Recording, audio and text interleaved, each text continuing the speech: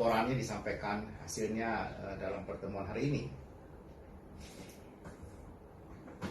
Kajian ini memberikan evidensi yang berharga bagi pemerintah Indonesia untuk mengevaluasi secara holistik tentang konsistensi bauran kebijakan pemerintah dalam mendorong kegiatan riset, litbang, dan inovasi yang dilakukan oleh dunia usaha serta menyediakan layanan pengembangan usaha. Hasil kajian telah diseminasikan ke berbagai kementerian dan lembaga dan perwakilan pemerintah daerah pada Agustus lalu, dan kami mendapatkan memperoleh respon yang baik terkait dengan pemahaman tentang efektivitas kebijakan dan perlunya penguatan koordinasi, peningkatan tata usaha kelola program. Hari ini hasil kajian juga telah disampaikan kepada komunitas dunia usaha, mitra pembangunan, dan pemangku kepentingan lain. Dan saya mendengar diskusi telah berjalan konstruktif, imperatif untuk perbaikan kebijakan pemerintah ke depan. Saya juga mengamati banyak dari dunia usaha yang sangat berminat untuk mengeksplorasi potensi inovasi yang dilaksanakan secara mandiri atau melalui kolaborasi dengan lembaga penelitian dan perguruan tinggi. Saya berharap semangat inovasi dan berkolaborasi ini terus dilanjutkan.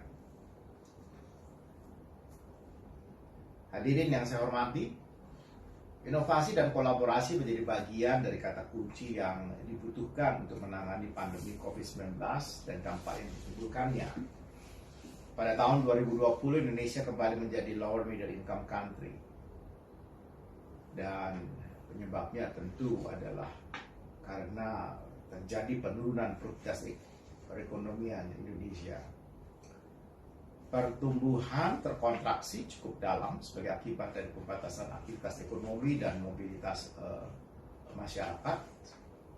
Pada Q2 tahun 2020 lalu kita mengalami kontraksi minus 5,32%, dan banyak usaha yang terpaksa ditutup sehingga lapangan kerja berkurang dan daya beli masyarakat juga ikut menurun.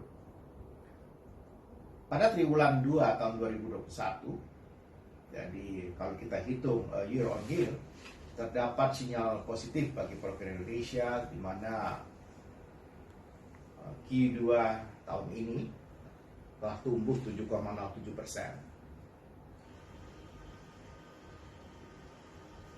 Sektor manufaktur pun menunjukkan pertumbuhan sebesar 6,58%. Memang beberapa subsektor manufaktur masih mengalami kontraksi, diantaranya industri tekstil, pakaian jadi, industri kayu, industri kertas, industri pengolahan tembakau,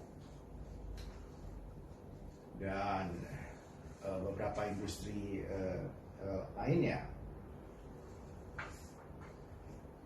Hal ini tentu mengundang perhatian kita dengan seksama agar Indonesia mampu membukukan pertumbuhan rata-rata 6%, dan kita bisa starting pada tahun 2022, sehingga kita bisa membalikan trajektori growth kita, PDB kita pada tahun yang akan datang, setidak-tidaknya 6% pada tahun 2029. Pandemi memang mendorong kita untuk berinovasi dari semua sisi, apalagi sisi kebijakan penanganan pandemi. Dan karena itu juga mendorong dunia usaha untuk berinovasi, merespon kebutuhan masyarakat, yang pada saat bersamaan menjaga sistem produksinya agar terus berjalan. Inovasi dan kolaborasi menjadi kunci dari pemulihan perekonomian ke depan, dan kita perlu memperbaiki cara kita mengelola kebijakan, organisasi, dan sistem bisnis untuk bisa bertahan, pulih, dan tumbuh kembali seperti kondisi sebelum pandemi.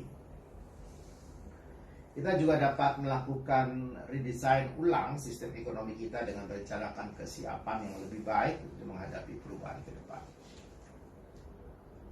Momentum pasca pandemi memang harus dimanfaatkan, terutama untuk merumuskan kembali bagaimana strategi besar, grand strategi pembangunan Indonesia. Dan ini menjadi momentum bagi Indonesia untuk melakukan redesign